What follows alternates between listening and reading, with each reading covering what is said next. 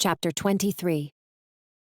The tunnel was worn smooth by repeated passage, but dirt still scraped off the ceiling from time to time and filtered through my hair.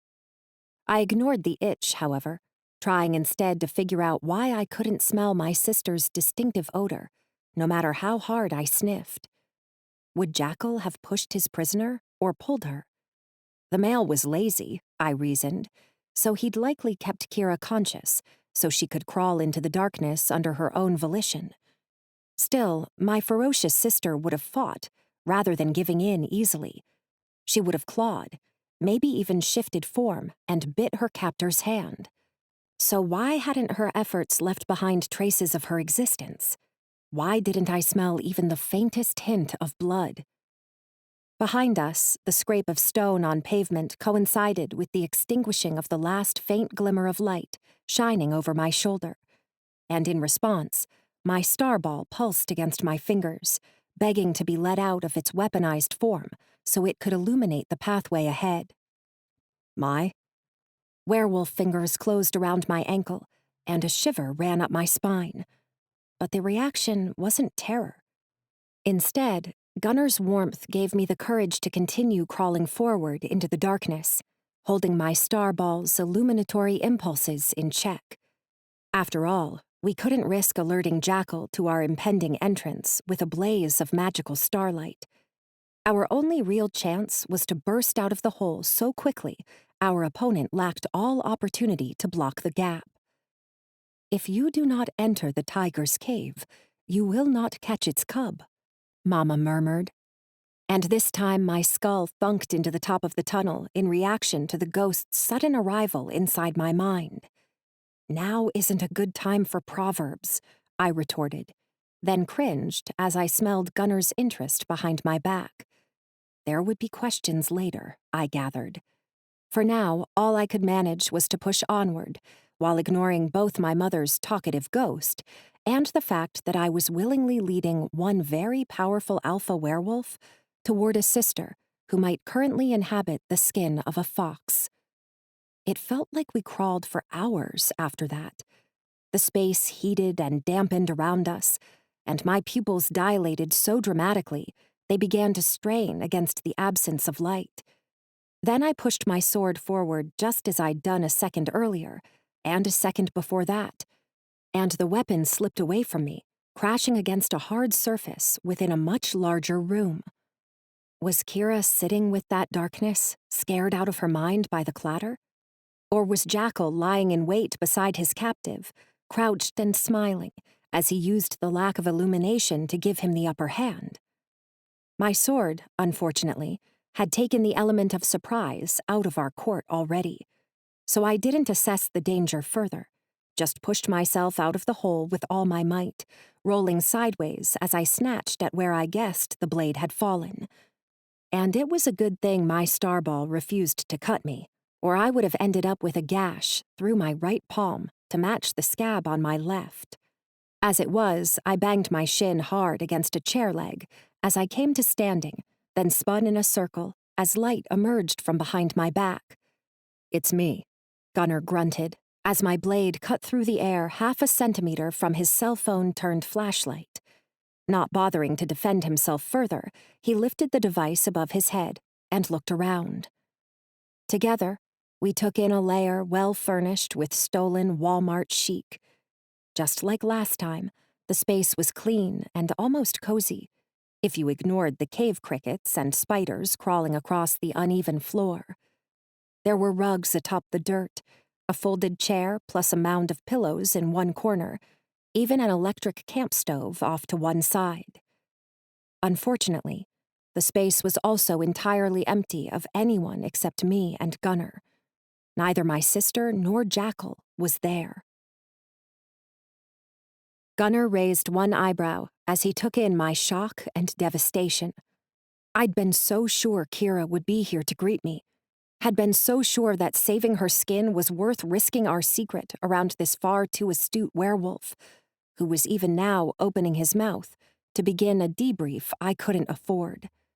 But before my companion could spit out a single word, a werewolf leapt out of the tunnel behind us, shifting mid-air, So he landed naked but human by his alpha's side. "Jackal's been sighted on the other side of the city," Crow reported, holding out a cell phone he'd carried through the tunnel in his lupine mouth. The device was wet with spittle, but I grabbed it before Gunnar could close his fingers around the damp plastic. Then I peered down at the picture on the screen.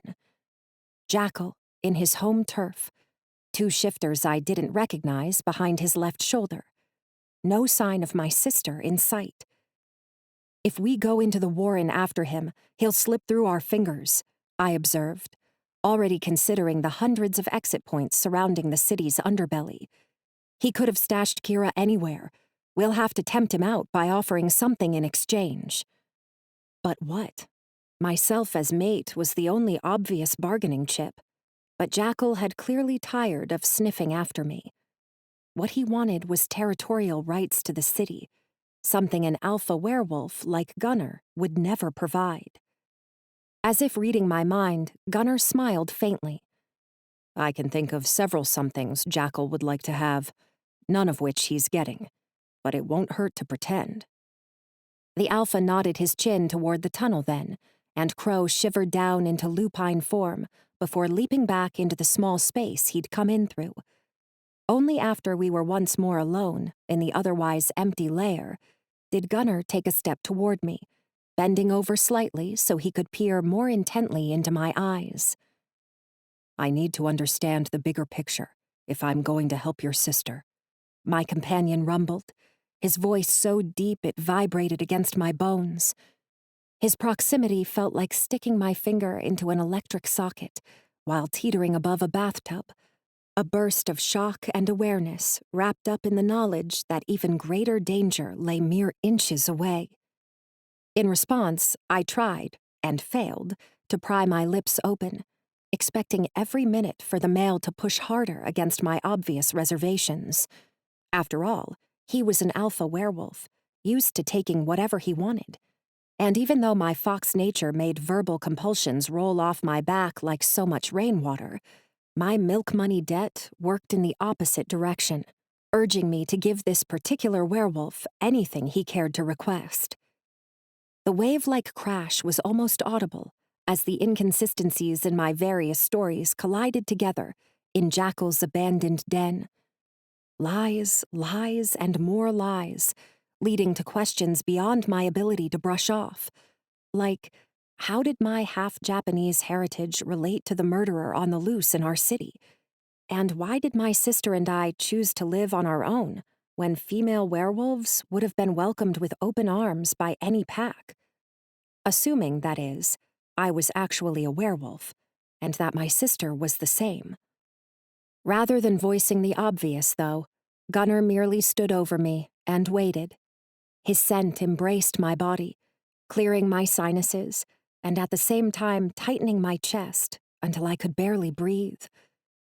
And as if in response to that two-sided reaction, my starball disobeyed my earlier commandment and began glowing gently. It was only the faintest flicker of illumination, and Gunnar now held 2 cell phones to beat back the darkness. Still, I knew he noticed when the scent in the den turned from salty dominance into spicy intrigue. "My," the male murmured at last. "Is there something going on with your sword?" I couldn't answer, but I also couldn't lie while my debt held me within its power. So I broke the moment in the only way I was capable of. I ignored the way his gaze raised hairs up and down my spine, stashed my disobedient weapon away beneath my clothing, then padded toward the tunnel in 3 quick strides. After that, I crawled into the hole so quickly I bruised both elbows and knees against the hard earthen ground.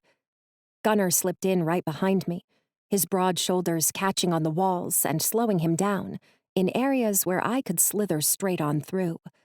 Still, I didn't take advantage of the opportunity to flee when I emerged amid a ring of interested faces. After all, while Gunnar might suspect everything, he knew nothing. And until Kira was safe, the watchful werewolf was still the best ally I currently had on hand.